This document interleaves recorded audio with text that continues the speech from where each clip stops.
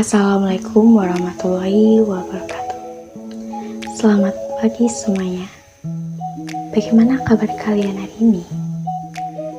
Pastinya kalian sudah siap menerima materi yang akan kita pelajari pada hari ini, kan? Nah, pada kali ini kita akan belajar tentang materi bahasa Indonesia, yaitu teks ceramah. Sebelum itu, kira-kira apakah kalian sudah tahu apa itu teks ceramah? Dimana nih kalian pernah mendengar suatu ceramah?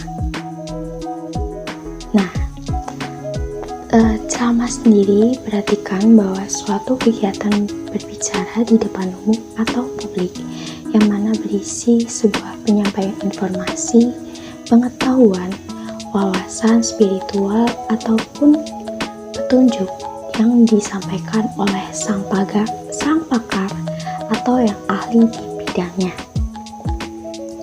Media penyampaian ceramah dapat dilakukan secara langsung maupun melalui media digital atau elektronik, seperti pada radio, televisi, media sosial, internet, dan lain sebagainya. Melalui teks ceramah yang telah didengar ataupun dibaca, kita dapat memperoleh suatu tambahan pengetahuan, informasi, ataupun wawasan yang belum. Pada teks ceramah terdapat 3 struktur teks utama. Yang pertama ada pendahuluan atau pembuka, lalu yang kedua ada isi, dan yang terakhir ada penutup. Pada pendahuluan atau pembuka, berisikan suatu pengenaan isu, permasalahan, ataupun pandangan umum dari pembicara terkait dengan topik yang sedang diceramahkan atau dibicarakan. Pada isi terdapat pula sebuah argumen pembicara yang mana berkaitan dengan pendahuluan. Di bagian isi pula terdapat sejumlah fakta-fakta yang memperkuat argumen-argumen dari sang pembicara. Kemudian pada bagian penutup, di sini berisikan sebuah penegasan kembali dari pertanyaan-pertanyaan sebelumnya yang mana nantinya akan disimpulkan atau dirangkum oleh sang pembicara. Kemudian kita berlanjut pada kaidah kebahasaan teks ceramah. Di dalam teks ceramah terdapat beberapa kaidah kebahasaan yang mendukungnya.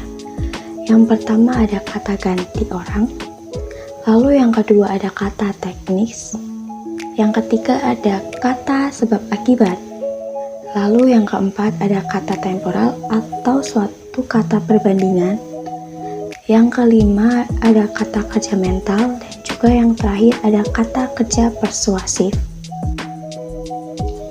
Di dalam teks ceramah terdapat beberapa kata ganti orang, yaitu contohnya kata ganti orang pertama tunggal dan juga kata ganti orang kedua jamak. Kata ganti orang pertama tunggal contohnya seperti saya dan juga aku. Lalu dapat juga menggunakan kata kami apabila sang penceramah mengatasnamakan suatu kelompok. Nah, teks ceramah seringkali menggunakan kata sapaan yang ditujukan kepada orang banyak.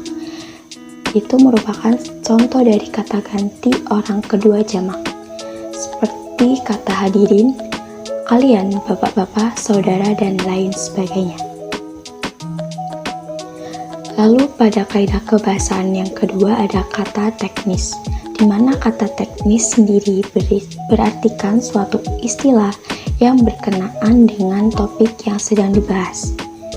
Contohnya apabila suatu ceramah mengangkat topik yang berkaitan dengan kesehatan, maka di dalamnya akan banyak suatu pembahasan yang berkaitan dengan topik kesehatan, seperti kata istilah diagnosis, penyakit, virus, pengobatan, dan lain sebagainya. Kemudian ada kata hubung sebab akibat. Di dalam teks ceramah seringkali terdapat kata hubung sebab akibat seperti kata maka, sebab, karena dengan demikian dan lain sebagainya. Pada teks ceramah juga terdapat kata temporal atau kata yang menunjukkan perbandingan atau pertentangan. Contohnya seperti sebelum itu, pada akhirnya, sebaliknya, dan lain sebagainya. Ada kata kerja mental, yaitu mengacu pada tindakan yang dilakukan oleh suatu subjek oleh seorang subjek, di mana bentuk katanya dipakai untuk mengekspresikan sikap atau respon seseorang yang pada keberadaan, tindakan, atau pengalaman yang sedang dialami. Contohnya seperti berpendapat, menyimpulkan, menduga, berasumsi, dan lain sebagainya. Kemudian kaidah kebahasaan terakhir yaitu kata kerja persuasif, di mana kata kerja persuasif ini bersifat mengajak atau mendorong orang lain untuk melakukan suatu tindakan, seperti kata hendaklah, sebaiknya, diharapkan, dan lain sebagainya. Demikianlah pemaparan materi yang dapat Ibu sampaikan pada kali ini. Nah, untuk mengecek apa kalian sudah paham dengan materi yang Ibu paparkan pada hari ini, Ibu akan memberi tugas, yaitu berupa tugas kelompok. Aturannya yaitu, kalian membentuk kelompok kecil dengan beranggotakan maksimal 4 orang, dan juga setiap kelompoknya nanti diwajibkan mencari bacaan teks ceramah dengan tema bebas melalui sumber internet ataupun sumber lainnya.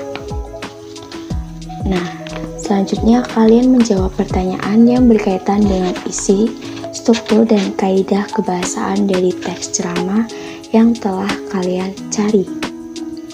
Pertanyaan dapat dilihat di buku paket pada halaman 225 kegiatan 2 tentang teks ceramah.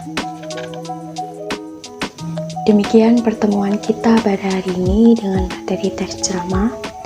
Untuk pertemuan berikutnya, nantinya Ibu akan mengecek hasil kerja kelompok kalian. Dan juga kita akan membahas materi baru yaitu teks berita. Untuk itu, kalian dimohon mempersiapkan terlebih dahulu materi-materi dasar terkait dengan teks berita. Baiklah, terima kasih atas partisipasi kalian pada hari ini.